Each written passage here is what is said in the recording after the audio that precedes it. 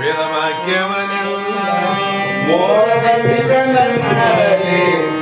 ಓದಿಸುತ್ತ ಜನರ ವೇದಾವತಿ ಕೆಳಸಿರುವ ಸಾವಿಜಗಳಿಗೆ ಮಣಿಯುವೆನು ಸಾವಿಜಗಳಿಗೆ ಮಣಿಯುವೆನು ನಿಜವನ್ನರಿಗಿಸುವ ನಿಜ ಗುಡಿಯ ಗ್ರಂಥವನು ನಿಜವಾಗಿ ಕೇಳಿ ನಿಜದೋರ್ಮನ ಮುಳಗಿಸುವ ಸುಜನರಿಗೆ ನಿತ್ಯ ನಂಬಿಸುವೆನೋ ಸುಜನರಿಗೆ ನಿತ್ಯ ನಂಬಿಸುವೆನು ಬಂದ ಜೀವರಿಗೆಲ್ಲ ಅದ್ವೈತ ಬೋಧ ಸುಂದರನಾಗಿ ಕೈಗ ಶ್ರೀ ಜಡೇಶಿಂಗ ಸಿದ್ಧಾರೂಢರಿಗೆ ನರನಂಬೆ ಸಿದ್ಧಾರೂಢರಿಗೆ ನರನಂಬೆ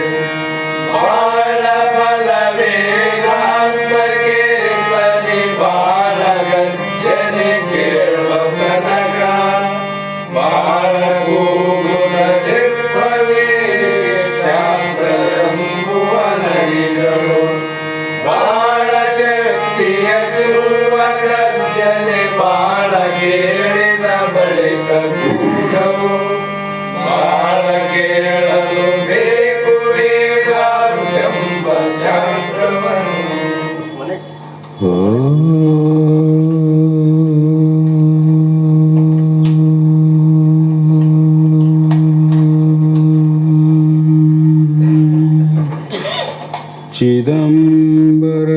चिदम्बरमठाधीशं सिद्धारूढयतीश्वरं शिष्यप्रशिष्यरूपेण बोधकं गुरुमाश्रये यदङ्घ्रिकमलद्वन्द्वं तापत्रयनिवारणम्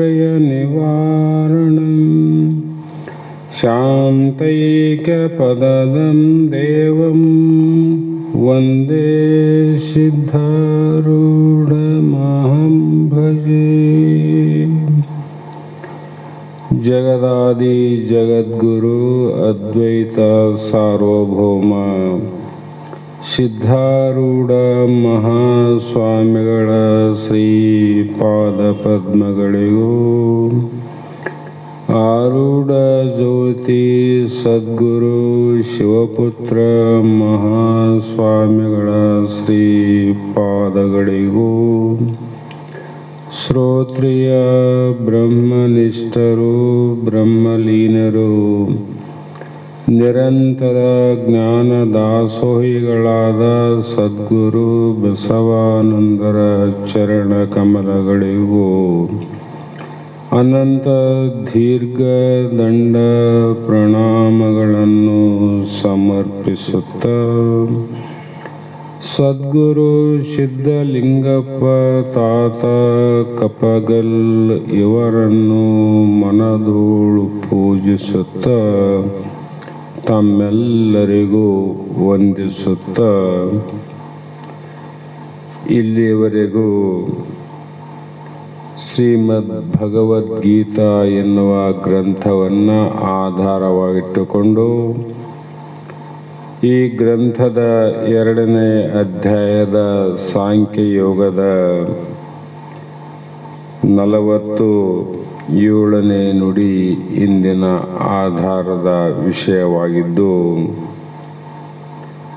ನಿನ್ನೆಯ ಪರ್ಯಂತರವಾಗಿ ಶ್ರೀಕೃಷ್ಣ ಭಗವಂತನು ಅರ್ಜುನನಿಗೆ ಉಪದೇಶವನ್ನು ಮಾಡ್ತಾ ಬಂದ. ಈ ಉಪದೇಶದ ಅವಶ್ಯಕತೆ ಏನಿತ್ತು ಅಂದರೆ, ಯಾವ ವ್ಯಕ್ತಿ ಆಗಲಿ, ಎಷ್ಟೇ ಸಿರಿವಂತನಾಗಿರಲಿ ಶ್ರೀಮಂತನಾಗಿರಲಿ ಬಡವನೇ ಆಗಿರಲಿ ಅಥವಾ ಆರೋಗ್ಯವಂತನೇ ಆಗಿರಲಿ ಅಥವಾ ಅನಾರೋಗ್ಯದಿಂದನೇ ಕೂಡಿರಲಿ, ಇವೆಲ್ಲವೂ ನಿವಾರಣೆ ಆಗಬೇಕಾಗಿದ್ದರೆ ಜಗತ್ತಿನಲ್ಲಿ ಇವೆಲ್ಲವೂ ಇರುವಂಥ ಸಹಜವಾದ ಪ್ರಕ್ರಿಯೆಗಳು. ಶ್ರೀಮಂತರೇ ಇರಬೇಕಂದ್ರೆ ಸಾಧ್ಯ ಇಲ್ಲ, ಬಡವರು ಇರ್ತಾರೆ. ಆರೋಗ್ಯವಂತರೇ ಇರಬೇಕಂದ್ರೆ ಕೈಯಲ್ಲಿಲ್ಲ, ಅನಾರೋಗ್ಯದವರು ಇರ್ತಾರೆ. ಈ ಜಗತ್ತಿನಲ್ಲಿ ನಾನಾ ಇದು ಏನದಂದ್ರೆ ನಿಯಮಗಳು. ಇದು ಜಗತ್ತಿನ ನಿಯಮಗಳು, ಲೋಕದ ನಿಯಮಗಳು. ಗಾಳಿ ಬೀಸಬಾರ್ದು ಅಂದ್ರೆ ಬೀಸ್ತದೆ, ಮಳೆ ಬರಬಾರ್ದಂದ್ರೂ ಬರ್ತದೆ. ಇವು ಕ್ರಿಯೆಗಳು ಸತತವಾಗಿ ನಡೀತಾವ. ಇಷ್ಟೆಲ್ಲ ಇದ್ರೂ ಕೂಡ ಇವುಗಳೆಲ್ಲವನ್ನ ನಿಲ್ಲಿಸಲಿಕ್ಕೆ ಇಷ್ಟು ಜನ ಮಹಾತ್ಮರು, ಸಂತರು, ತಪಸ್ವಿಗಳು, ಜ್ಞಾನಿಗಳು, ಯೋಗಿಗಳು ಎಲ್ಲರ ಆಗಿ ಹೋಗ್ಯಾರಲ್ಲ. ಇವನ್ನ ತಡಿಲಿಕ್ಕೆ ಸಾಧ್ಯ ಇತ್ತಂದ್ರೆ ಅವರೇ ತಡೆದು ಹೋಗ್ತಿದ್ರು. ತಡಿಬಹುದು ಅಂತ ಹಿಡಿದವ್ರಿ. ಒಂದು ವೇಳೆ ಈ ಒಂದು ಗಾಳಿಯನ್ನ, ಅಗ್ನಿಯನ್ನ, ನೀರನ್ನ, ಆಮೇಲೆ ಈ ಭೂಮಿಯನ್ನ ತಡೆದಿದ್ರು ಅಂದ್ರೆ, ತಪಶಕ್ತಿಯನ್ನ ತಡೆದಿದೆ, ಜಗತ್ತಿನಲ್ಲಿ ನಾವ್ಯಾರೂ ಬದುಕ್ತಿದ್ದಿಲ್ಲ. ಗಾಳಿನೇ ಇಲ್ಲಾಂದ್ರೆ ಹೆಂಗ್ ಬದುಕ್ತೀವಿ?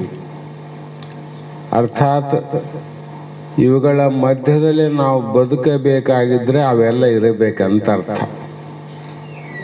ಅದು ನಿಜವಾದ ಜೀವನ, ಅದೇ ನಿಜವಾದ ಬದುಕು. ಬದುಕಂದ್ರೇನು? ಎಲ್ಲವೂ ಇರಬೇಕು, ಅವುಗಳ ಮಧ್ಯದಲ್ಲಿ ನಾವು ಬದುಕಿ ಜಯಿಸಬೇಕು. ಇದೇ ಜೀವನ ಅಂತ. ಜೀವನ ಅಂದ್ರೆ ಬೇರೆ ಏನೆಲ್ಲ. ಹಾಗಾಗಿ ಇಲ್ಲಿ ಅರ್ಜುನ ತನ್ನ ಯುದ್ಧ ರಂಗದ ಮಧ್ಯದಲ್ಲಿ ತನ್ನ ಕರ್ಮಗಳನ್ನು ಅವನು ಮಾಡಬೇಕಾಗಿತ್ತು. ಏನು ಕರ್ಮ? ಕ್ಷತ್ರಿಯ ಧರ್ಮ ಅನುಸಾರವಾಗಿ ಅನ್ಯಾಯ ಹೆಚ್ಚಿದಾಗ, ಆ ಅಧರ್ಮ ಹೆಚ್ಚಾದಾಗ ಧರ್ಮವನ್ನ ರಕ್ಷಣೆ ಮಾಡೋಕ್ಕೋಸ್ಕರವಾಗಿ ಅರ್ಜುನ ಆ ಸಮಯದಲ್ಲಿ ಯುದ್ಧ ಮಾಡಲೇಬೇಕಾಗಿತ್ತು. ಮಾಡಬೇಕಲ್ಲ ಮತ್ತೆ. ಆತ ನಾನು ಯುದ್ಧ ಮಾಡಿ ಜಯಿಸುವುದು ಏನದ, ಯುದ್ಧ ಮಾಡುವುದರಿಂದ ಆಗುವ ಲಾಭ ಏನದ, ಸರ್ವತಾ ಯುದ್ಧವನ್ನ ಮಾಡಲಾರೆ ಅಂತ ಒಂದು ನಿಶ್ಚಯ ಬಂದಾಗ ಶ್ರೀಕೃಷ್ಣ ಭಗವಂತ ಆತನಿಗೆ ಧೈರ್ಯವನ್ನು ತುಂಬೋದಕ್ಕೋಸ್ಕರ, ನೋಡೋ ನೀ ಯುದ್ಧವನ್ನು ಮಾಡಬೇಕು, ನಿನ್ನ ಧರ್ಮ ಅದ ಅಂತ ಯಾವ ರೀತಿ ಕೃಷ್ಣ ಅರ್ಜುನಿಗೆ ಬೋಧ ಮಾಡ್ತಾನ, ಮುಂದೆ ಕೂಡ ಹೇಳ್ತಾನ. ಕರ್ಮಣಿ ಏವ ಅಧಿಕಾರ ತೇ ಮಾ ಫಲೇಶೋ ಕದಾಚನ ಮಾ ಕರ್ಮ ಫಲ ಹೇತು ಭೂಮಾ ತೇ ಸಂಘ ಅಸ್ತು ಅಕರ್ಮಣಿ ಅಂತ. ಇದು ಬಹಳ ಭಗವದ್ಗೀತೆಯಲ್ಲಿ ಪ್ರಸಿದ್ಧವಾದ ಶ್ಲೋಕ. ಇದನ್ನ ಸರಿಯಾಗಿ ತಿಳ್ಕೊಂಡ್ರೆ ನಾವು ಈ ಜಗತ್ತಿನಲ್ಲಿ ಏನಾದರೂ ಮಾಡಲಿಕ್ಕೆ ಸಮರ್ಥರಾಗ್ತೀವಿ, ಬದುಕಲಿಕ್ಕೆ ಸಮರ್ಥರಾಗ್ತೀವಿ. ಇಲ್ಲಂದ್ರೆ ಅಸಮರ್ಥರಾಗಿ ಈ ಸಂಸಾರನೇ ಬೇಡ, ಈ ಮನೆನೇ ಬೇಡ, ಈ ಬದುಕೇ ಬೇಡ ಅಂತ ಓಡಿ ಹೋಗುವ ಪ್ರಯತ್ನ ಮಾಡ್ತೀವಿ. ಕಾರಣ ಏನಂದ್ರೆ ಭಯದಿಂದ. ಕಾರಣ ನಾವು ಈ ಜಗತ್ತಿಗೆ ಬಂದ ಮೇಲೆ ಮಾನವರಾಗಿ ಹುಟ್ಟಿದ್ದು ಇದು ಶ್ರೇಷ್ಠವಾದ ಜನ್ಮ. ಇದೊಂದು ಭಗವಂತ ಕೊಟ್ಟಂತ ಪ್ರಸಾದ ಕಾಯ. 84 ಲಕ್ಷ ಜೀವರಾಶಿಗಳಲ್ಲಿ ಜಂತುನಾಂ ನರಜನ್ಮ ದುರ್ಲಭ. ಮನುಷ್ಯರಾಗಿ ನಾವು ನೀವು ಜಗತ್ತಿನಲ್ಲಿ ಹುಟ್ಟಿ ಬಂದಿವಲ್ಲ, ಈ ಮನುಷ್ಯನಾಗಿ ಹುಟ್ಟಿ ಬರೋದಕ್ಕೆ ಕಾರಣ ಏನು ಅಂದ್ರೆ ಹಿಂದಿನ ಜನ್ಮದಲ್ಲೇ ಮಾಡಿದಂಥ ಪಾಪ ಪುಣ್ಯಗಳ ಸಮತ್ವದಿಂದ ಈ ಮನುಷ್ಯ ಜನ್ಮ ಬಂದದ. ಎದರಿಂದ ಬಂದದ? ಪಾಪ ಪುಣ್ಯ ಸಮಭಾಗದಿಂದ ಮಾನವರಾಗಿ ಹುಟ್ಟಿವಿ. ಬರೇ ಪಾಪ ಹೆಚ್ಚಾದಾಗ ಏನಾಗಿ ಹುಡ್ತೀವಿ? ಗಿಡ ಮರ ಕ್ರಿಮಿಯಾಗಿ. ಜಗತ್ತಿನಲ್ಲಿ ಗಿಡಾವ, ಮರಾವ, ಬಳ್ಳ್ಯಾವ, ಅನಂತ ರೀತಿಯ ಜೀವರಾಶಿಗಳಾವಿಲ್ಲ, ಅವುಗಳಿಗೆ ಪ್ರಾಣ ಆದಿಲ್ಲ. ಪ್ರಾಣ ಆದಂತನೇ ಬೆಳಿತಾವ ಅವು, ಜೀವ ಆದಂತನೇ ಬೆಳಿತಾವ. ಜೀವ ಇಲ್ಲಂದ್ರೆ ಬೆಳಿತಿದ್ದಿಲ್ಲ. ಅಂದರೆ ಜೀವ ಆದ, ಆದರೆ ದೇಹ ಎಂಥದ ಅಂದರೆ ಕನಿಷ್ಠವಾದ ಗಿಡ ಮರ ಕ್ರಿಮಿಯಾಗಿ ಹುಟ್ಟ್ಯವ. ಇನ್ನು ಬಹಳ ಪುಣ್ಯವನ್ನು ಮಾಡಿದಂಥವರು ಗಿಡ ಮರವಾಗಿ ಹುಟ್ಟೋದಿಲ್ಲ, ಮಾನವರಾಗಿ ಹುಟ್ಟೋದಿಲ್ಲ. ಅವರು ದೇವತ್ವ ಶರೀರವನ್ನು ತೊಟ್ಟುಕೊಂಡು ದೇವತೆಗಳಾಗಿ ಹುಟ್ಟು ಬರ್ತಾರೆ. ಅವ್ರು ಯಾಕೆ ದೇವತೆಗಳಾದರು? ಅವರು ಮಾಡಿದ ಪುಣ್ಯದಿಂದನೇ ಅವರು ದೇವತೆಗಳಾಗ್ಯಾರ. ನಾವು ಮಾಡಿದ ಪಾಪ ಪುಣ್ಯ ಕರ್ಮದ ಫಲವೇ ಮಾನವರಾಗಿವಿ. ಪಾಪದ ಫಲದಿಂದ ಗಿಡ ಮರಾಗ್ಯವರು. ಯಾವುದೇ ಗಿಡ ಆಗಲಿ ಮರ ಆಗಲಿ ದೇವತೆಗಳಾಗಲಿ ಮಾನವರಾಗಲಿ ನಾವು ಹುಟ್ಟಿ ಬಂದೀವಿ ಅಂದಮೇಲೆ ನಾವು ಹಿಂದಿನ ಜನ್ಮದಲ್ಲಿ ಮಾಡಿದ ಕರ್ಮಗಳನ್ನು ಈ ಜನ್ಮದಲ್ಲಿ ಅನುಭವಿಸಲೇಬೇಕು. ಅದು ಯಾರಿಗೆ ಕೊಟ್ಟು ಹೋಗಕ್ಕೆ ಬರಂಗಿಲ್ಲ, ಮತ್ತು ಇನ್ನೊಬ್ಬರದು ತಗೊಂಡು ಹೋಗಕ್ಕೂ ಬರಂಗಿಲ್ಲ. ಏನು ತಗೊಂಡು ಹೋಗಕ್ಕೆ ಬರ್ತದ, ಏನು ಬರೋದಿಲ್ಲ ಅಂದರೆ ಈ ಜನ್ಮದಲ್ಲಿ ನಾವು ಮಾಡಿದ ಪುಣ್ಯ ಪಾಪವನ್ನು ತಗೊಂಡು ಹೋಗಕ್ಕೆ ಬರ್ತದ ವಿನ ಇದನ್ನು ಬಿಟ್ಟರೆ ನಮ್ಮ ದೇಹವು ಕೂಡ ಇಲ್ಲೇ ಮಣ್ಣಿನಲ್ಲಿ ಬಿಟ್ಟು ಹೋಗ್ಬೇಕು, ಇಲ್ಲ ಬೆಂಕಿಯಲ್ಲಿ ಸುಟ್ಟು ಹೋಗ್ಬೇಕು. ಎಲ್ಲಿ ಸುಟ್ಟು ಹೋಗ್ಬೇಕು? ಅಗ್ನಿಯಲ್ಲಿ ಸುಟ್ಟು ಹೋಗ್ತದ, ಇಲ್ಲಾಂದ್ರೆ ಮಣ್ಣಿನಲ್ಲಿ ಹೂತಾಕ್ತಾರೆ. ತಗೊಂಡೋದದ್ದೇನು? ಏನಿಲ್ಲ. ಮತ್ತು ಏನು ತಗೊಂಡು ಹೋಗೋದಿಲ್ಲ ಅಂದಮೇಲೆ ನಾವು ಈ ಜನ್ಮದಲ್ಲಿ ಎರಡು ಕೈ ಕಟ್ಟಿಕೊಂಡು ಸುಮ್ಮನೆ ಕೊಡಕ್ಕೆ ಬರೋಂಗಿಲ್ಲ. ಬರ್ತದೇನು? ಬರೋದಿಲ್ಲ ಅಂದಮೇಲೆ ನಾವು ಈ ಜನ್ಮದಲ್ಲಿ ಕರ್ಮವನ್ನು ಮಾಡಬೇಕಾಗ್ತದೆ.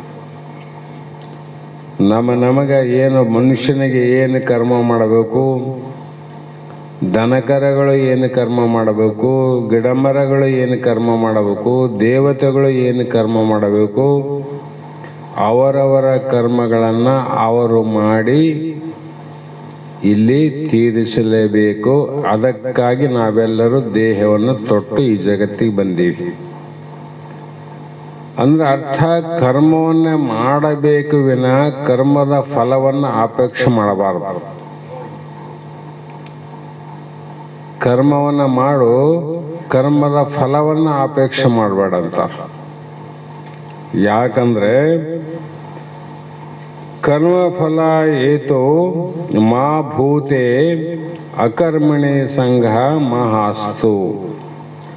ನನಗೆ ಅರ್ಜುನ ಕರ್ಮ ಮಾಡುವುದಲ್ಲೇ ಮಾತ್ರವೇ ಅಧಿಕಾರ. ನಮಗೆಲ್ಲದ ಅಧಿಕಾರ? ಕರ್ಮ ಮಾಡುವುದಲ್ಲಿನೇ ಅಧಿಕಾರ ಇರೋದು. ಫಲದ ಅಪೇಕ್ಷೆ ಮಾಡುವಲ್ಲಿ ಅಧಿಕಾರ ನಮಗೆ ಎಂದೆಂದಿಗೂ ಇಲ್ಲ. ಅದಕ್ಕೆ ಮಹಾತ್ಮರು ಮಾಡಿದೆನೆನ್ನದಿರು ಲಿಂಗಕ್ಕೆ, ಮಾಡಿದೆನು ಎನ್ನದಿರು ಜಂಗಮಕ್ಕೆ. ಮಾಡಿದೆನೆ ಎಂಬುದು ಮನದಲ್ಲಿ ಹೊಳೆದರೆ ಹೇಳಿ ಕಾಡಿಸಿತ್ತು ನೋಡು ಶಿವನ ಡಂಗೂರ. ನಾವಿಷ್ಟೆಲ್ಲ ಮಾಡ್ತೀವಿ, ಪ್ರಪಂಚದಲ್ಲಿ ಎಲ್ಲವನ್ನು ಮಾಡ್ತೀವಿ. ಕರ್ಮ ಅಂದ್ರೆ ಇದೇ ತಿಳ್ಕೊಂಡಿವಿ ನಾವು. ಒಂದು ಶ್ರೀಮಂತಿಕೆಯಿಂದ ಶ್ರೀಮಂತರಾಗೋದು, ದೊಡ್ಡ ದೊಡ್ಡ ಅಧಿಕಾರವನ್ನು ಪಡೆಯೋದು, ಅಥವಾ ಇನ್ನೂ ಹೆಚ್ಚಿನ ಶ್ರೇಷ್ಠತೆಯಿಂದ ಜಗತ್ತಿನಲ್ಲಿ ಕೀರ್ತಿಯನ್ನು ಪಡೆಯೋದು, ಇದೇ ಮಾಡುವುದೇ ಮನುಷ್ಯನ ಜನ್ಮದ ಕರ್ಮಫಲ ಅಂತ ನಾವು ತಿಳ್ಕೊಂಡಿವಲ್ಲ. ಇದು ಯಾವುದರಲ್ಲೂ ನಮ್ಮ ಕೈಯಲ್ಲಿಲ್ಲ, ಯಾವುದು ನಮ್ಮ ಕೈಯಲ್ಲಿಲ್ಲ. ಕರ್ಮ ಮಾಡೋದು ನಮ್ಮದು, ಫಲ ಕೊಡೋದು ಭಗವಂತಂದೇ ವಿನ ಭಗವಂತನಿಂದ ಫಲವನ್ನು ತಗೊಳ್ಳೋ ಅಧಿಕಾರ ನಿನಗಿಲ್ಲ. ತಗೊಳ್ಳೋ ಅಧಿಕಾರ ನಿನಗಿಲ್ಲ. ಕರ್ಮ ಮಾಡೋ ಅಧಿಕಾರ ಅದ, ಕೂಲಿ ಕೇಳೋ ಅಧಿಕಾರ ನಮಗಿಲ್ಲ. ಬೇರೆ ವ್ಯವಹಾರ ಕರ್ಮಗಳಲ್ಲಿ ಯಾರೆಲ್ಲೋ ಒಬ್ಬ ವ್ಯಕ್ತಿ ಕೂಲಿ ಮಾಡ್ತಾನಂದ್ರೆ ಅವನಿಗೆ ಅಧಿಕಾರ ಅದ. ಒಂದು ವಾರದ ಕೂಲಿ ನನಗೆ ಕೊಡು ಅಂತ ಕೇಳೋ ಅಧಿಕಾರ ಅದ, ಕೊಡುವ ಅಧಿಕಾರನ ಅದ. ಅವನು ಕೊಡಬೇಕು, ಅವನು ತಗೊಳ್ಳೇಬೇಕು, ಕೇಳಬೇಕು. ಆದರೆ ಮನುಷ್ಯರಾದ ನಾವು ವಿಚಾರ ಮಾಡಬೇಕು,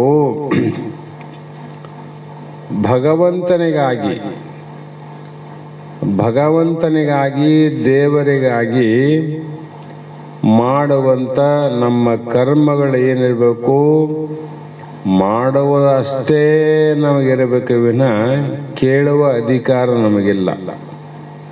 ಕೇಳೋ ಅಧಿಕಾರ ನಮಗಿಲ್ಲ. ಕೊಡೋ ಅಧಿಕಾರ ಭಗವಂತನಿಗೆ ಉಂಟು, ಇಲ್ಲ ಅಂತಲ್ಲ, ಅದು ಕೇಳೋ ಅಧಿಕಾರ ಇಲ್ಲ. ನಾವೇನ್ ತಗೊಂಡಿವಿ, ಕೇಳದೆ ಇದ್ರೆ ಪರಮಾತ್ಮ ಹೆಂಗ್ ಕೊಡ್ತಾನ, ಅದಕ್ಕೆ ಕೇಳ್ತೀವಿ ಅಂತೀವಿ ನಾವು. ಭಗವಂತ ಕೇಳದೆ ಇದ್ರೆ ಹೇಗೆ ಕೊಡ್ತಾನ? ಒಬ್ಬ ಮೇಸನ್ನಲ್ಲಿ ಒಬ್ಬ ಗೌಂಡಿ ಕೆಲಸ ಮಾಡೋರು ಒಂದು ವಾರ ಕೆಲಸ ಮಾಡ್ಯಾರಂದ್ರೆ ಆದಿವಾರ ದಿನ ನೋಡ್ತಾನ. ಅವ್ರು ಬರಲಿಲ್ಲ ಅಂದ್ರೆ ತಾನೇ ಫೋನ್ ಮಾಡ್ತಾನ, ನೀವು ಬಂದು ಪೇಮೆಂಟ್ ತಗೊಂಡು ಹೋಗ್ರಂತ ಹೇಳ್ತಾನಿಲ್ಲ. ಒಬ್ಬ ಮನುಷ್ಯನಿಗೆ ಇಷ್ಟು ಜ್ಞಾನ ಅದ, ಯಾರಾನ ಮಾಡಿದ್ದು ಇಟ್ಕೋಬಾರದು, ಅವ್ರ ಕೂಲಿಯನ್ನು ನಾವು ಕೊಡಬೇಕು ಅಂತ ಕೊಡ್ತಾರಿಲ್ಲ. ಮನುಷ್ಯನಿಗೆ ಇಷ್ಟು ಜ್ಞಾನ ಆದ, ಅರಿವಾದ, ತಿಳುವಳಿಕೆ ಆದಂದ್ರೆ ಭಗವಂತ ಏನು ಮನುಷ್ಯ ಅಲ್ಲ, ಪರಮಾತ್ಮ ಏನು ಮನುಷ್ಯನವನು. ಮತ್ತೆ ಮಾನವರು ಮಾಡಿದ ಕರ್ಮದ ಫಲಗಳನ್ನ ಪರಮಾತ್ಮ ಹೆಂಗಿಟ್ಕಂತಾನಂತ ಇಟ್ಕಂತಾನವನು.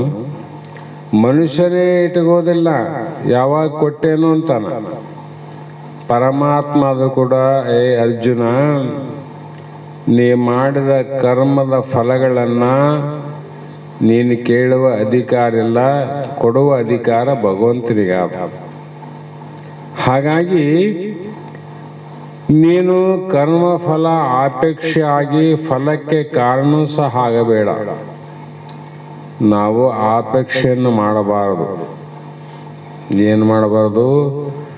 ಭಗವಂತನಲ್ಲಿ ಮನುಷ್ಯರಾಗಿ ನಾವು ಮಾಡುವಂಥ ಕರ್ಮಗಳ ಫಲವನ್ನು ನಾವು ಕೊಡುವಂಥ ಅಪೇಕ್ಷೆಯನ್ನು ಮಾಡಬಾರದು. ಮತ್ತೆ ನಿನಗೆ ಕರ್ಮ ಮಾಡದೇ ಇರಲು ಸಹ ಆಸಕ್ತಿ ಉಂಟಾಗದೇ ಇರಲಿ.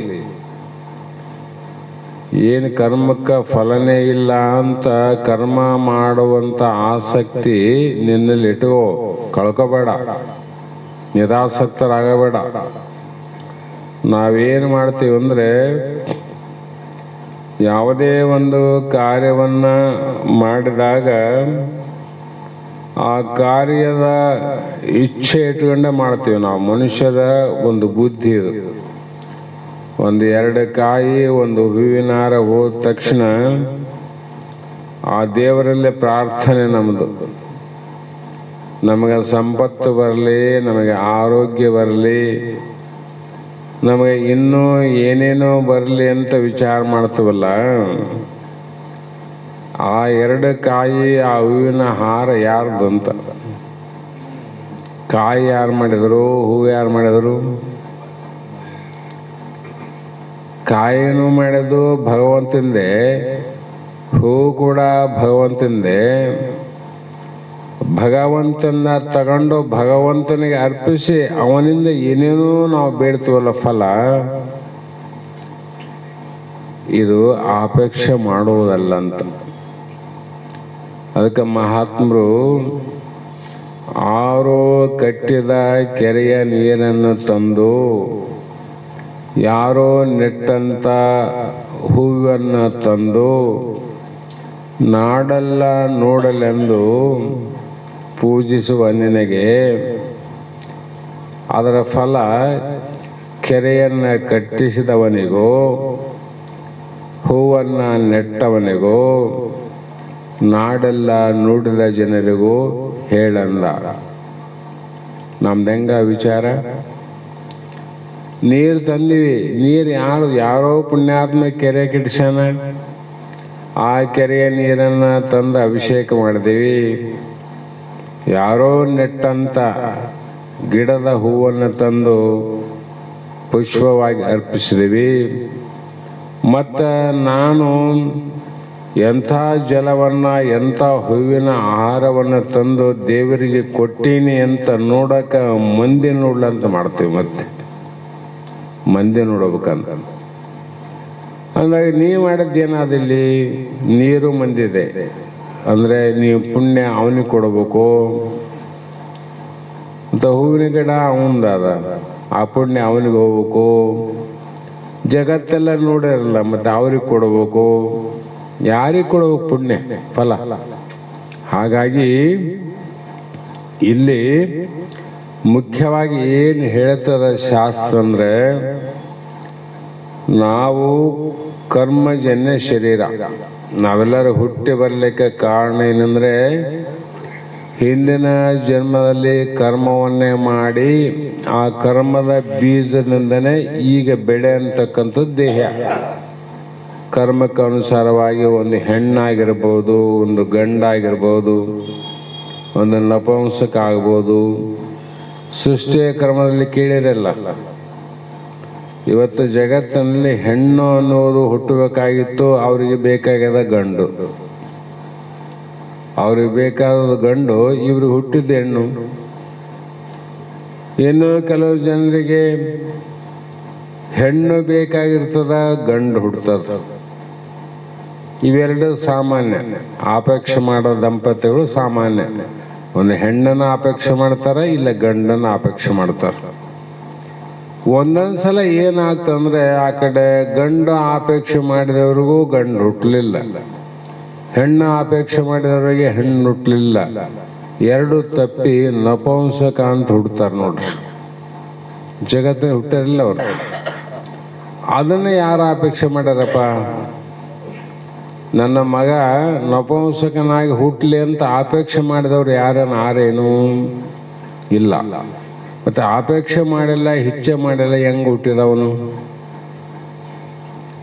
ನಾವಂತೀವಿ ಅಪೇಕ್ಷೆ ಮಾಡಿದ್ರೆ ಹುಡ್ತಾವ, ಅಪೇಕ್ಷೆ ಮಾಡೋದಿದ್ರೆ ಹುಟ್ಟಂಗಿಲ್ಲ ಅಂತೀವಿ. ಇದನ್ನಂತೂ ಯಾರು ಅಪೇಕ್ಷೆ ಮಾಡಿಲ್ಲ, ಇಚ್ಛೆ ಮಾಡಿಲ್ಲ, ಆದ್ರೆ ನಪುಂಸಕ ಜನ್ಮ ಎತ್ತಿದ. ಕಾರಣ ಹೇಳ್ಬೇಕಾಗ್ಯದ. ಗರ್ಭೋಪನಿಷತ್ತಿನಲ್ಲಿ ಜನನ ಕ್ರಿಯೆ ನಡೆಯುವಂಥ ಸಂದರ್ಭದಲ್ಲಿ ನಾವು ಒಂದೇ ಗಿಡಿಗೆಯಲ್ಲಿ ಒಂದೇ ಧಾನ್ಯವನ್ನು, ಅನ್ನನ ಮಾಡಲಿ, ಕಾಳ ಮಾಡಲಿ, ಅಥವಾ ಹಿಟ್ಟಿನಿಂದ ರೊಟ್ಟಿನೇ ಮಾಡಲಿ, ಆ ಒಂದೇ ಹಿಟ್ಟಿನಿಂದ ಮಾಡಿದ ರೊಟ್ಟಿ, ಒಂದೇ ಅಕ್ಕಿಯಿಂದ ಮಾಡಿದ ಅನ್ನ, ಅವ್ರು ಯಾರು ಉಣ್ತೀವಿ? ಗಂಡ ಹೆಂಡತಿ ಇಬ್ರು ಉಣ್ತೀವಿಲ್ಲ? ಇಬ್ರು ಉಣ್ತೀವಿ. ಆಕೆಗೆ ಬೇರೆ ಅಲ್ಲ, ಈತಗೆ ಬೇರೆ ಅಲ್ಲ, ಒಂದೇ ಗಿಡಗೆಯಲ್ಲಿ ತಯಾರಾದ ಅನ್ನವನ್ನು ಊಟ ಮಾಡ್ತೀವಿ. ಇವತ್ತು ಊಟ ಮಾಡಿದ ಅನ್ನ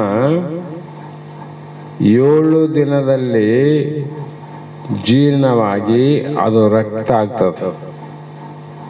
ಎಲ್ಲಿ? ರಕ್ತ. ಆ ರಕ್ತ 80 ಹನಿ ರಕ್ತ ಪುರುಷನಲ್ಲಿ ಆದಾಗ ಅದಕ್ಕೆ 1 ಹನಿಯಷ್ಟು ವೀರ್ಯ ಉತ್ಪತ್ತಿ ಆಗ್ತದೆ. 80 ಹನಿ ರಕ್ತಕ್ಕೆ 80 ಹನಿ ವೀರ್ಯ ಆಗಿದ್ರೆ ಭಾಳ ಗದ್ದಲ ಬೀಳ್ತದೆ ಜಗತ್ತು. ಅದರ ಹೆಪ್ಪು, ರಕ್ತದ ಹೆಪ್ಪು 1 ಹನಿಯಷ್ಟು ವೀರ್ಯ. ತಾಯಿಯ ಗರ್ಭದಲ್ಲಿ ಅದೇ ಅನ್ನ ಊಟ ಮಾಡಿದಾಗ ಆಕೆಯಲ್ಲಿ ವೀರ್ಯ ಆಗೋದಿಲ್ಲ, ಬರೀ ರಕ್ತ ಆಗ್ತದೆ. ಸ್ತ್ರೀಯಲ್ಲಿ ರಕ್ತ ಆಗ್ತದೆ, ಪುರುಷನಲ್ಲಿ ವೀರ್ಯ ತಯಾರಾಗ್ತದೆ. ಮುಂದೆ ದೈವಾನುಕೂಲತೆಯಿಂದ ವಯಸ್ಕರಾದಾಗ ದಂಪತಿಗಳು ಅಂತ ಮದುವೆ ಆಗ್ತದೆ. ಮದುವೆ ಆದ ಮೇಲೆ ಆ ಸತಿಪತಿಗಳು ಇಬ್ಬರು ಒಂದಾದಂಥ ಪ್ರಸಂಗದಲ್ಲಿ ಆ ಗರ್ಭ ನಿಲ್ಲುವ ಸಮಯ ಬಂದಿತ್ತು ಅಂದ್ರೆ, ಗರ್ಭ ನಿಲ್ಲುವ ಸಮಯ, ಗರ್ಭ ದಿವಸ ನಿಲ್ಲಂಗಿಲ್ಲ.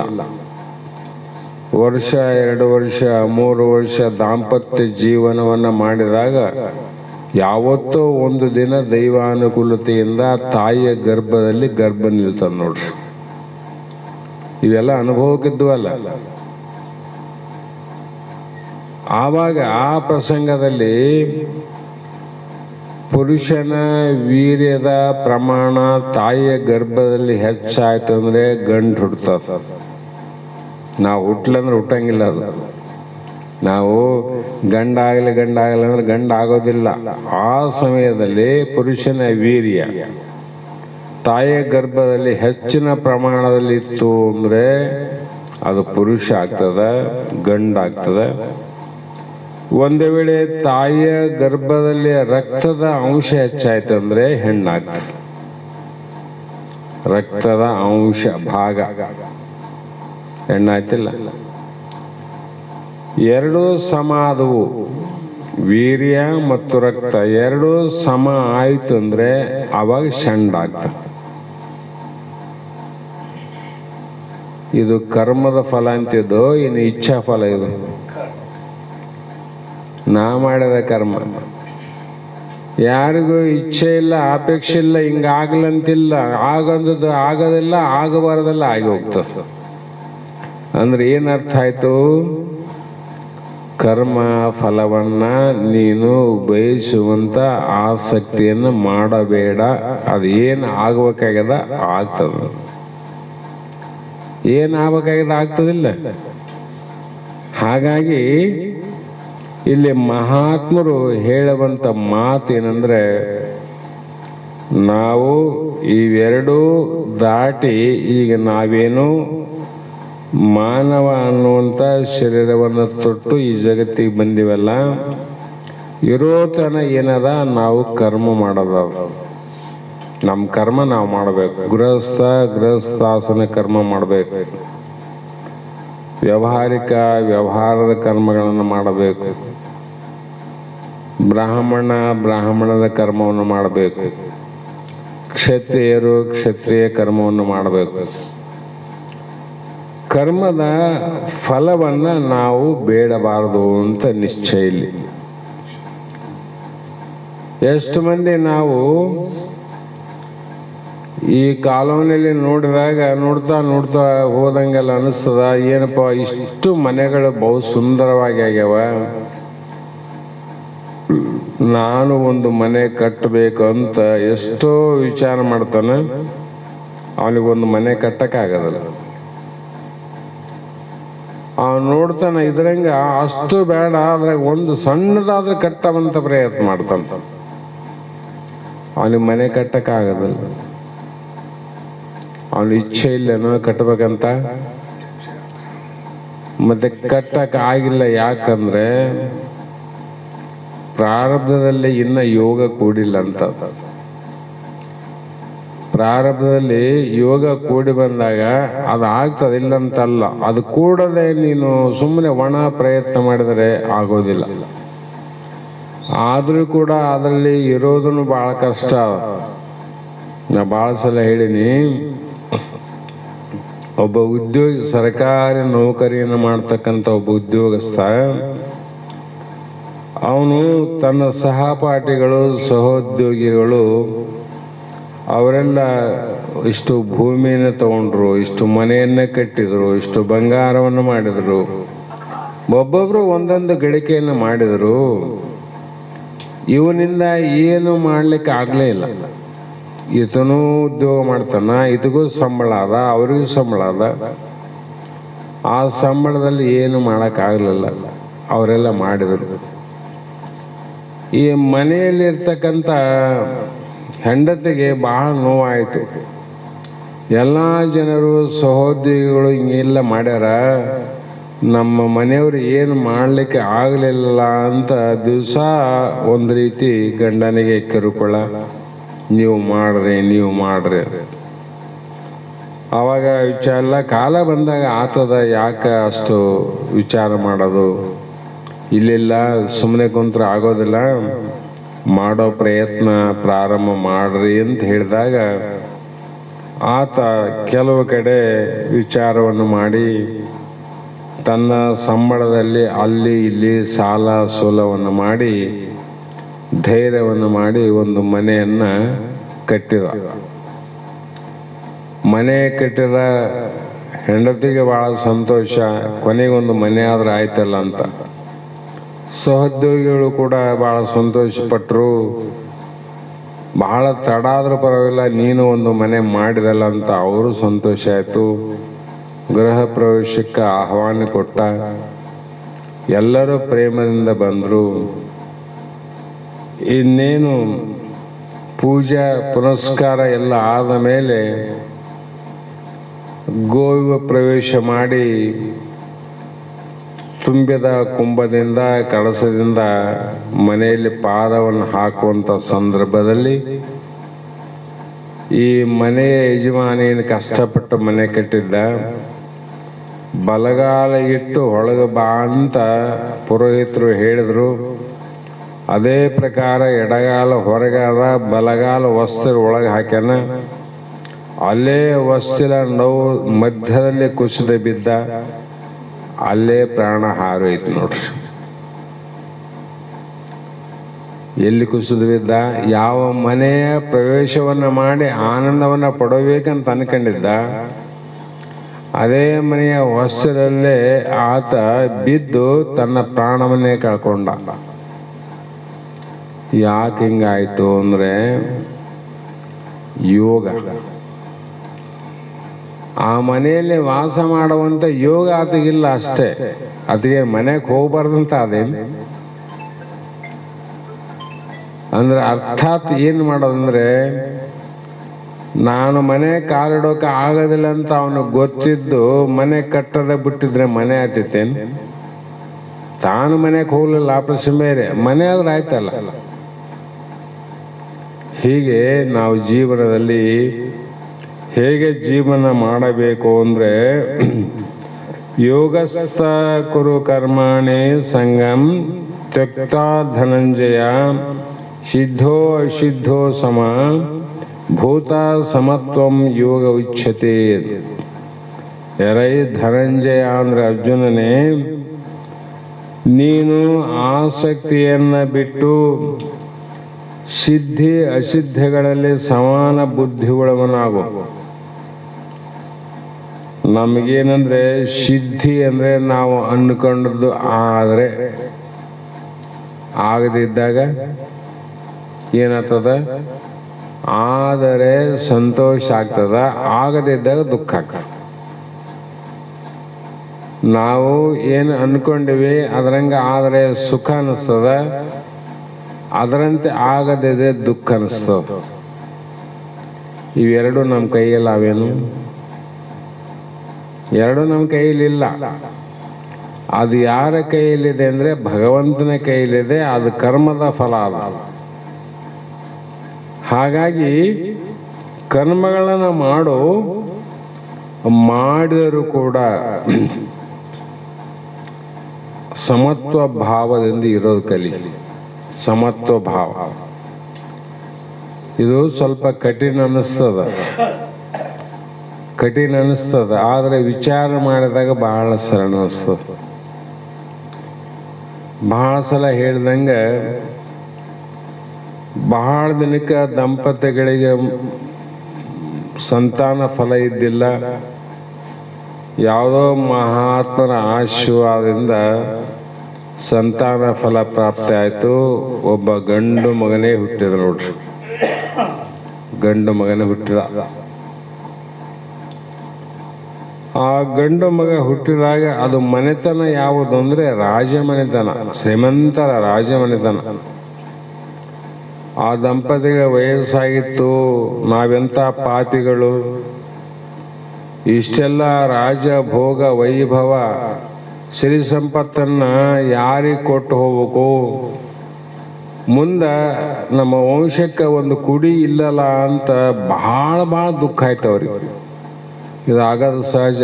ನಾವು 4 ಮಂದಿ 5 ಮಂದಿ 101 ಮಂದಿ ಇದ್ರು ನೋಡು. ಯಾರಿಗೆ? ಧೃತರಾಷ್ಟ್ರನಿಗೆ. 1 ಅಲ್ಲ 2 ಅಲ್ಲ 3 ಅಲ್ಲ 101 ಮಂದಿ ಇದ್ರು ಕೂಡ ಧೃತರಾಷ್ಟ್ರನಿಗೆ ಆನಂದ ಆಯ್ತೇನು? ಅದ್ರಾಗ ಒಬ್ರು ಇಬ್ರು ಯುದ್ಧದಲ್ಲಿ ಸತ್ರ ಏನಾಗದಿತ್ತು, ಇನ್ನೂ ಭಾಳ ಮಂದಿ ಇರ್ತಾರಲ್ಲ, ಇದ್ದವ್ರು ನೋಡಿ ಸಂತೋಷ ಪಡೋದಲ್ಲ. ಸಾವು ಅನ್ನುವುದು ನಮ್ಮ ಕೈಯಲ್ಲಿಲ್ಲ. ಸಾವು ನಮ್ಮ ಕೈಯಲ್ಲಿ ಇತ್ತಂದ್ರೆ ನಮ್ಮ ಮನಸ್ಸು ಬಂದಾಗ ಸತ್ತು ಹೋಗ್ತಿದ್ವಿಲ್ಲ. ಎಷ್ಟೋ ಮಂದಿ ರೋಗಿಗಳು ಆಸ್ಪತ್ರೆಯಲ್ಲಿ ನರಕ ಯಾತನೆ, ಅವರು ಸಮೀಪ ಇದ್ದಾಗ ನೋಡಬೇಕು, ಅಲ್ಲಿ ಸತ್ತ ಮೇಲೆ ಹೋಗ್ತಕ್ಕಂಥ ನರಕ ಬೇರೆ, ಇಲ್ಲಿ ಪ್ರತ್ಯಕ್ಷ ನರಕ. ಕೈ ಮುರಿದವರು, ಕಾಲು ಮುರಿದವರು, ಅನಂತ ರೀತಿ ನೋವಿನ ಬಾಧೆಯನ್ನು ತಾಳಲಾರ್ದೆ ಯಾರನ್ನ ಮಾತಾಡ್ಸಕ್ ಹೋದ್ರೆ ಏನಪ್ಪ ಆರಾಮಿದ್ದೀನಂತ ಕೇಳಿದ್ರೆ ಏನು ಆರಾಮಪ್ಪ ಹೆಂಗಾದ ಈಗ ಅಂತ ಕೇಳ್ತಾರೆ. ಡಾಕ್ಟ್ರ್ ಏನಂತಾರಪ್ಪ, ಬರ್ತಾರ ಹೋಗ್ತಾರ ಮತ್ತೆ ನಿನಗೆ ಹೆಂಗ ಅನ್ನಿಸ್ತದಂತ ಭಾಳ ಬೇಕಿದ್ದವ್ರು ಕೇಳಿದ್ರೆ, ನೋಡಪ್ಪ ನನಗೆ ಪ್ರಾಣ ಹೋದ್ರೆ ಆರಾಮಾಗ್ತೀನಿ ನೋಡು ಅಂತ ಅವನಂತ. ಏನಂದ ಅವನು? ಪ್ರಾಣ ಹೋದ್ರೆ ಆರಾಮಾಗ್ತಾನಂತಾನ ಅಂದ್ರೆ ಪ್ರಾಣ ಅವನಲ್ಲ ಅಂತ ಅರ್ಥ ಆಯ್ತಲ್ಲ. ಪ್ರಾಣ ಹೋದ್ರೆ ಅಂದ್ರೆ ಪ್ರಾಣ ಕೂಡ ನಾವಲ್ಲ. ಮನೆ ಬೀಗರು ಬಂದಾರ, ಗದ್ಲ ಬಾಳದಲ್ಲಪ್ಪ, ಯಾಕೆ ಶಾಂತಿಯಾಗಿರಂದ್ರೆ ಗದ್ಲ ಮಾಡೋರು ಬಂದ್ರಪ್ಪ, ಅವ್ರು ಹೋದ್ರು ಅದಕ್ಕೆ ಆರಾಮಾದಂತನಲ್ಲ, ಮನೆ ಶಾಂತಿ ಆಯ್ತಿಲ್ಲ. ಯಾಕ ಬಂದವರು ಹೋದ್ರೆ ಶಾಂತಿ ಆಯ್ತಂತ ಅರ್ಥ. ಪ್ರಾಣ ಹೋದ್ರೆ ಆರಾಮಾತಂತ ಅವನಂತನ, ಪ್ರಾಣ ಹೋಗ್ಬಾರ್ದಂತ ಇವ್ರಂತ. ವಿಚಾರ ಮಾಡ್ಬೇಕಲ್ಲ. ಮತ್ತೆ ನೀ ಅವನ್ ಸತ್ಯ ಅಂತಿದ್ದು, ನಮ್ಮ ಸತ್ಯ ಅಂತಿದ್ದು, ಅವಂದೇ ಸತ್ಯ ಅದ. ಪ್ರಾಣ ಹೋದ್ರೆ, ಯಾಕೆ ಪ್ರಾಣ ಇರೋತನ ಈ ದೇಹ ಇರ್ತದ, ದೇಹ ಇರೋತನ ಅನಂತ ದುಃಖ ಇರ್ತಾವ, ರೋಗ ಇರ್ತಾವ, ಆರೋಗ್ಯ ಇರ್ತಾವ, ಬಾಲ್ಯ ಆದ, ಯೌವನ ಆದ, ಮುಪ್ಪಾದ, ಅನಂತ ರೀತಿ ಸಂಸಾರ ಬಾಧೆಗಳಾವ. ಎಲ್ಲಿವರೆಗೂ ಪ್ರಾಣ ಇರೋವರೆಗೂ.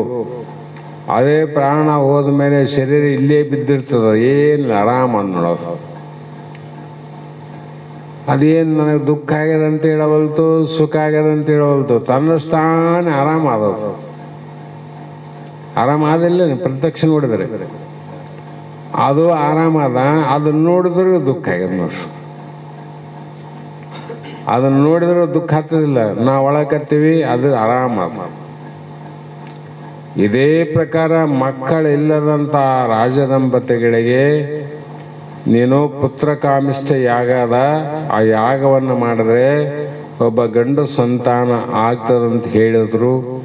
ಅದೇ ಪ್ರಕಾರ ರಾಜರು ಕೋಟಿಗಟ್ಟಲೆ ಹಣವನ್ನು ಸುರಿದು ಪುತ್ರ ಕಾಮಿಷ್ಠ ಯಜ್ಞವನ್ನು ಮಾಡಿದಾಗ ಸ್ವಲ್ಪ ದಿನಗಳಲ್ಲಿ ಒಬ್ಬ ಅರಳುವ ಚಂದ್ರನಂತೆ ಒಬ್ಬ ಗಂಡು ಮಗು ಜನನ ಆಯಿತು. ಜನನ ಆದಾಗ ಅವರಿಗೆ ಆದಂಥ ಖುಷಿ ಎಷ್ಟಂದ್ರೆ, ಸಾಮಾನ್ಯ ಗುದ್ಲಿ ಸಲಿಕೆ ಇದ್ದವ್ರ ಮನೆಗೆ ಹುಟ್ಟಿದ್ರೆ ಎಷ್ಟೋ ನಮಗೆ ಸಂತೋಷ ಆಗ್ತದೆ. ಹಂಗೆ ಕೊಡಕ್ಕೆ ಏನಿರಂಗಿಲ್ಲ. ಗುದ್ಲಿ ಸಲಿಕೆ ಇದ್ದವ್ರ ಮನೆಗೆ ಏನು ಕೊಡತ್ತೀವಿ ಮಕ್ಕಳಿಗೆ? ಏನು ಇಲ್ಲಂದ್ರೂ ಕೂಡ ಆ ಮನೆಯಲ್ಲಿ ಒಂದು ಹೆಣ್ಣೆ ಹುಟ್ಲಿ ಗಂಡೆ ಹುಟ್ಲಿ ಎಷ್ಟು ಸಂಭ್ರಮ ನೋಡ್ರಿ. ಮತ್ತು ರಾಜರು ಇಷ್ಟು ಸಂಪತ್ತು ವೈಭವ ಇದ್ದವರಿಗೆ ಒಬ್ಬ ಸಂತಾನ ಹುಟ್ಟ್ಯಾರಂದ್ರೆ ಎಷ್ಟು ಖುಷಿ ಆಗಿರ್ಬೋದು, ಬಹಳ ಸಂತೋಷ ಆಯ್ತು. ವಿಚಾರ ಮಾಡಿದ್ರು, ಮಗು 16 ವರ್ಷ 17 18 ವರ್ಷ ಯೌವನಕ್ಕೆ ಬರ್ತಿದ್ದ. ಆ ರಾಜ ದಂಪತಿಗಳು ಮಲಗಿದ ಸಮಯದಲ್ಲಿ ಮಾತಾಡ್ತಿದ್ರು, ಹೇ ರಾಜನ್, ಇಷ್ಟು ದಿನ ಸಂತಾನ ಫಲ ಇಲ್ಲ, ರಾಜ್ಯವನ್ನು ನೋಡಿಕೊಳ್ಳೋರು ಯಾರು ಅಂತ ಚಿಂತೆಯಲ್ಲಿದ್ದೀವಿ. ಭಗವಂತ ಈಗಂತೂ ಕೊಟ್ಟನ.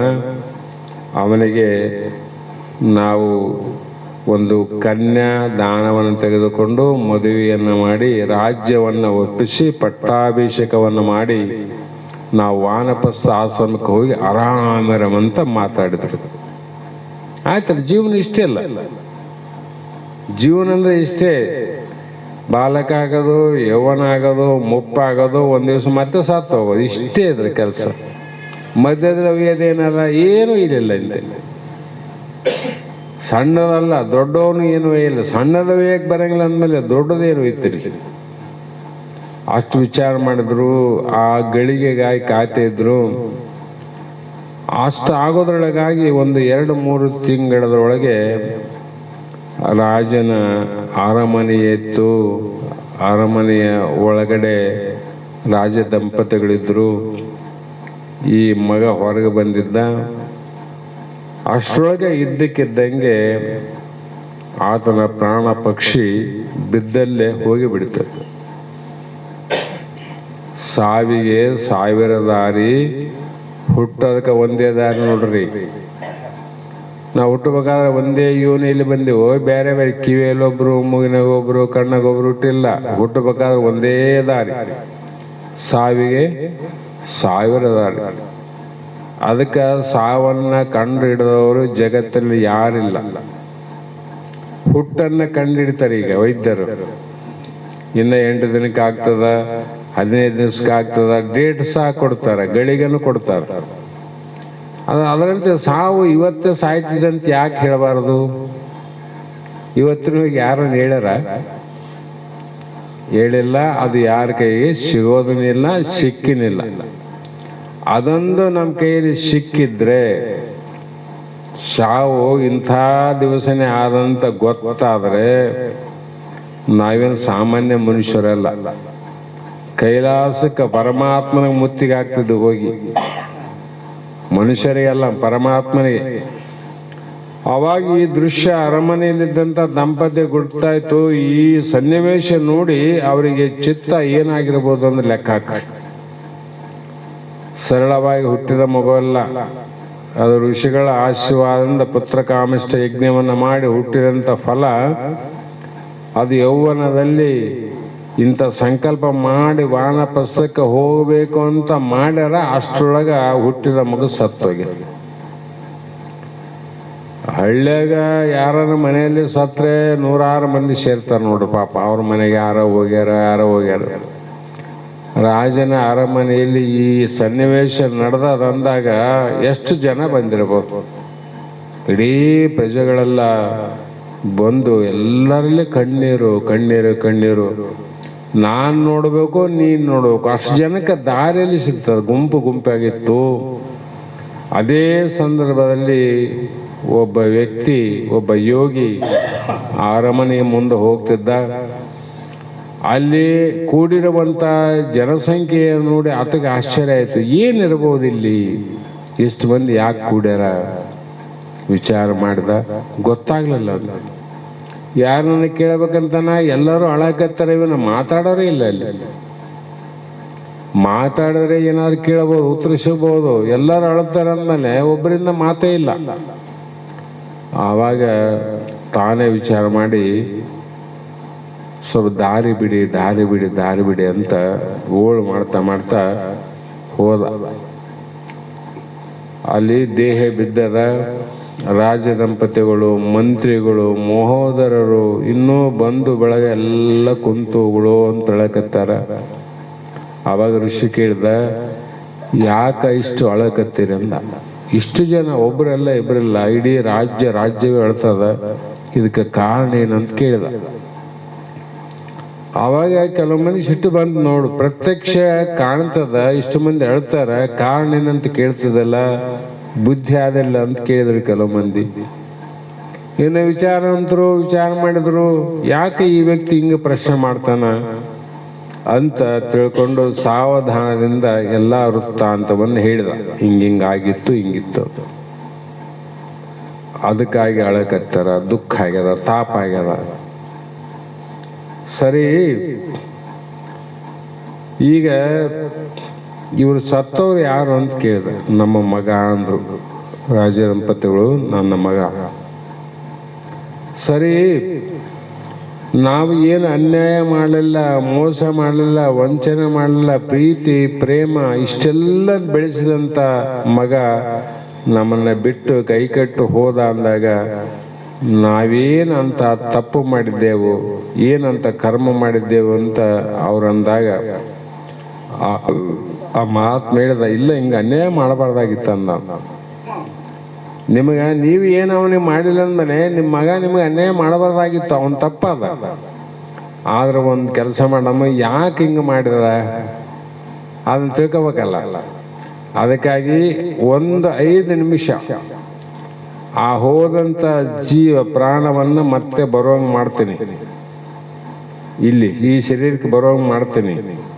ಅವನಿಗೆ ಎಚ್ಚರ ಆಗ್ತದ, ಅವಾಗ ಕೇಳಂಬರಿ, ಯಾಕೆ ಮೋಸ ಮಾಡಿ ಹೋದಿ, ಇವ್ರೇನು ನಿನ್ನ ಕೆಟ್ಟದ್ದು ಮಾಡಿದ್ರು, ಅವನ ಬಾಯಿಂದ ಕೇಳಮ್ಮ. ಈಗ ನಾನೊಂದು ಹೇಳ್ಬೋದು, ನೀವೊಂದು ಹೇಳ್ಬೋದು. ಆಗ್ಲಂದ್ರೆ ಅವರು ಆಗ್ಲಂತ ಎಲ್ಲ ಕೈ ಮುಕ್ಕೊಂಡು ನಿಂತಿದ್ರು.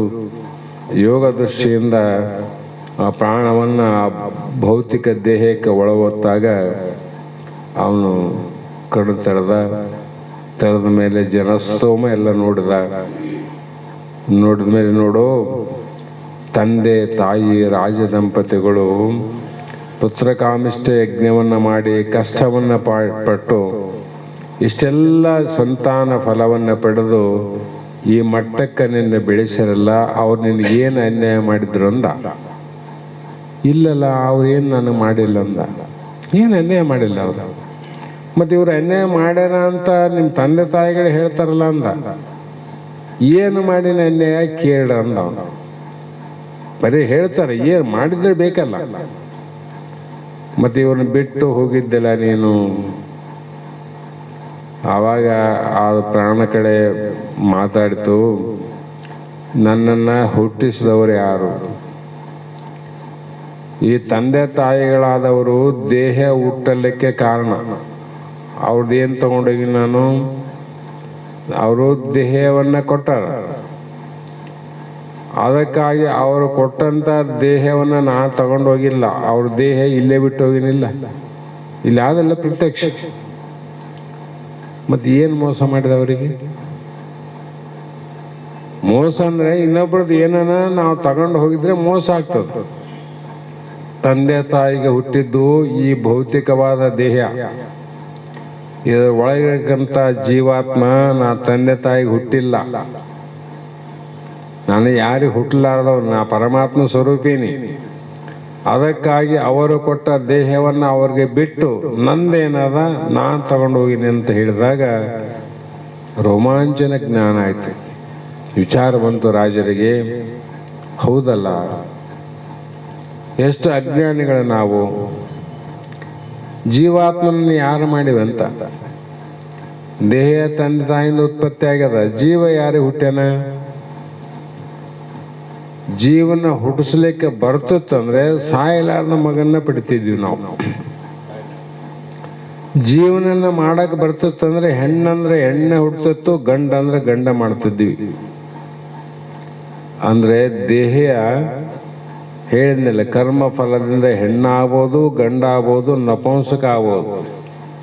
ಆದ್ರೆ ಹೆಣ್ಣಿನಲ್ಲಿರುವಂಥ ಜೀವಾತ್ಮ, ಗಂಡಿನಲ್ಲಿರುವಂಥ ಜೀವಾತ್ಮ, ಷಂಡನಲ್ಲಿರುವಂಥ ಜೀವಾತ್ಮ ಅವನು ಪರಮಾತ್ಮ ಸ್ವರೂಪ. ಅವನಿಗೆ ಹುಟ್ಟಿಲ್ಲ, ಸಾವಿಲ್ಲ, ಅವನು ಸಾಯೋದಿಲ್ಲ. ಅವನು ಈ ರೀತಿಯಾಗಿ ಬೋಧವನ್ನು ಮಾಡಿದಾಗ ಅದೇ ಪ್ರಕಾರವಾಗಿ ಆಸಕ್ತಿಯನ್ನು ತ್ಯಜಿಸಿ ಸಿದ್ಧಿ ಅಸಿದ್ಧಿಗಳಲ್ಲಿ ನಾವು ಒಳ್ಳೆಯದಾದರೆ ಬಹಳ ಹಿಗ್ಗೋದು, ಕೆಟ್ಟದಾದರೆ ಕುಗ್ಗೋದೇನದ, ಇದನ್ನು ಮಾಡದೆ ಸಮಾನ ಬುದ್ಧಿಗಳನ್ನಾಗು.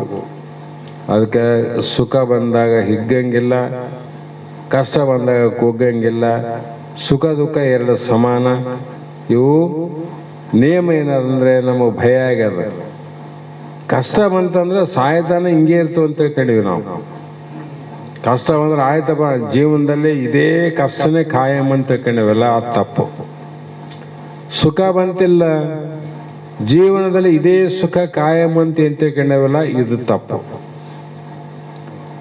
ಸರಿ ಏನ್ ತಿಳ್ಕೋಬೇಕು ಅಂದ್ರೆ ಇವು ಸುಖ ದುಃಖಗಳು ಹಗಲು ರಾತ್ರಿ ಇದ್ದಂಗೆ. ಈಗ ರಾತ್ರಿ ಆಗ್ಯದಲ್ಲ, ಹಿಂಗೇ ರಾತ್ರಿ ಇಲ್ಲಂತ ನೀವು ತಪಸ್ಸು ಮಾಡಿ ಮಕ್ಕರ್ರಿ, ಮತ್ತೆ ಬೆಳಕರಿತದ. ಮುಂಜಾನೆ ಬೆಳಕರ್ಲೇಬೇಕಾದ. ಆ ಬೆಳಕು ಹಿಂಗೇ ಇರ್ಲಪ್ಪ ಅಂತ ನೀವು ತಪಸ್ಸು ಮಾಡ್ರಿ, ಮತ್ತೆ ಕತ್ಲು ಬರೋದು. ಬೆಳಕು ಹೋದಾಗ ಕತ್ಲು ಬಂತು, ಕತ್ತಲು ಹೋಯ್ತಂದ್ರೆ ಬೆಳಕು ಬಂತು. ಅದಕ್ಕೆ ಜೀವನದಲ್ಲಿ ನಮಗೆ ಸುಖ ಅಂತದ್ದು ಬಂದಾಗ ಅದು ಖಾಯಮಲ್ಲ, ದುಃಖ ಬಂದಾಗ ಸುಖ ಹೋಗ್ತದ, ಸುಖ ಬಂತಿಲ್ಲ ದುಃಖ ಹೋಗ್ತದ.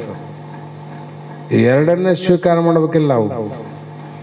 ರಾತ್ರಿನೂ ಸ್ವೀಕಾರ ಮಾಡ್ತೀವಿ, ಹೌದಿಲ್ಲ, ಹಗಲೂ ಸ್ವೀಕಾರ ಮಾಡ್ತೀವಿ. ಎರಡರಲ್ಲಿ ಸಮಬುದ್ಧಿ ಆದಿಲ್ಲ ನಮ್ಗೆ, ಆದಿಲ್ಲ ಸಮಬುದ್ಧಿ. ಅದೇ ರೀತಿ ದುಃಖ ಅನ್ನುವ ರಾತ್ರಿ, ಸುಖ ಅನ್ನುವ ಬೆಳಕು ಈ ಜೀವನದಲ್ಲಿ ಒಂದು ಬಂದಾಗ ಒಂದಿರಂಗಿಲ್ಲ, ಒಂದು ಬಂದಾಗ ಒಂದಿರಂಗಿಲ್ಲ. ಆದರೆ ನೀನು ಮಾತ್ರ ಎರಡರಲ್ಲಿ ಸಮತ್ವ ಭಾವ ಎಲ್ಲ ಸ್ವೀಕಾರ ಮಾಡೋದು. ಯಾಕಂದ್ರೆ ಇದು ಕರ್ಮಫಲ ಭಗವಂತನಲ್ಲಿ ಆದ್ವಿನ ನಮ್ಮ ನಿಮ್ಮ ಕೈಯಲ್ಲಿಲ್ಲ. ಸೃಷ್ಟಿಯ ಕೈಯಿಲ್ಲ ಅಂದ್ ನೋಡ್ರಿ, ಹಗಲು ರಾತ್ರಿ ಮಾಡೋದು ನಮ್ಮ ಕೈಯಿಲ್ಲ. ಅದೇನು ನನಗೆ ಸುಖ ದುಃಖ ಅನ್ನುವುದು ನಾವು ಬಯಸುವುದೇನದ, ಬಯಸದೇ ಇಲ್ಲ. ನೀನು ಬಯಸಿದಂಗೆ ಆತದಂದ್ರೆ ಬಯಸಿಲ್ಲ ಅಂತಲ್ಲ, ಮಾಡುವಂಗ ಮಾಡು. ನಮ್ಮ ಕೆಲಸ ನಾವು ಮಾಡುವಂಗ ಮಾಡಬೇಕು.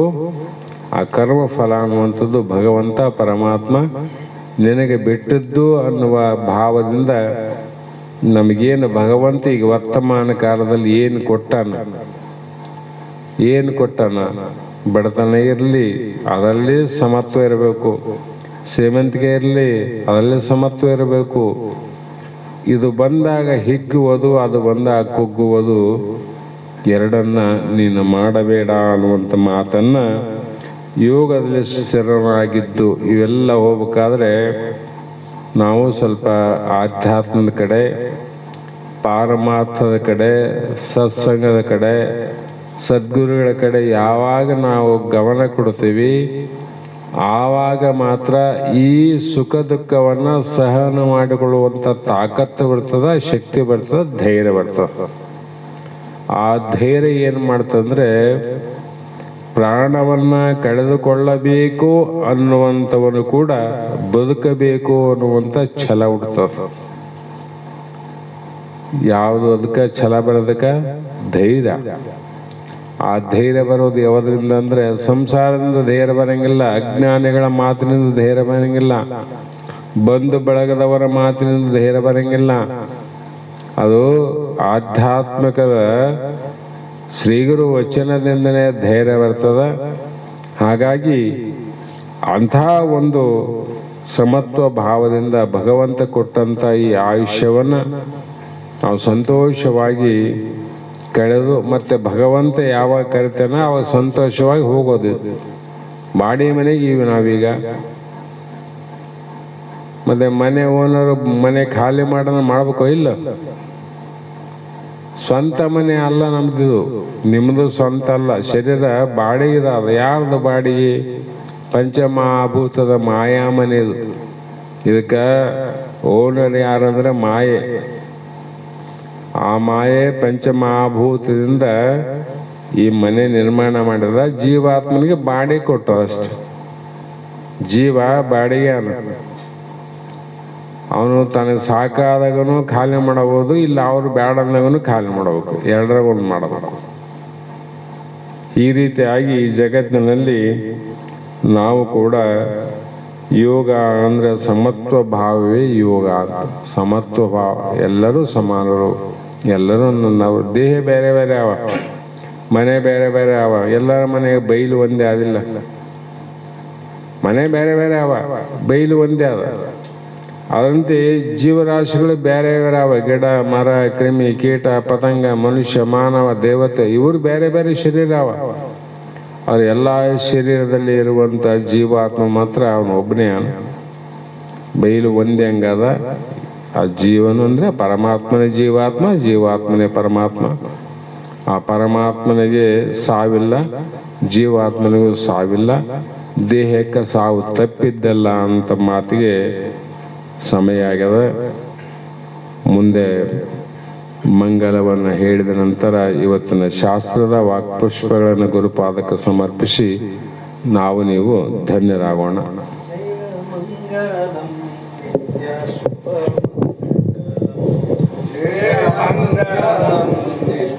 ಶುಭ ಮಂಗಲಂ. ಜಯ ಮಂಗಲಂ. ನಿತ್ಯ ಶುಭ ಮಂಗಲಂ. ಜಯ ಮಂಗಲಂ ನಿತ್ಯ ಶುಭ ಮಂಗಲಂ. ಜಯತು ಜಗದಾಚಾರ್ಯ ವರನಿಕರಕೆ. ಜಯ ಮಂಗಲಂ ನಿತ್ಯ ಶುಭ ಮಂಗಲಂ.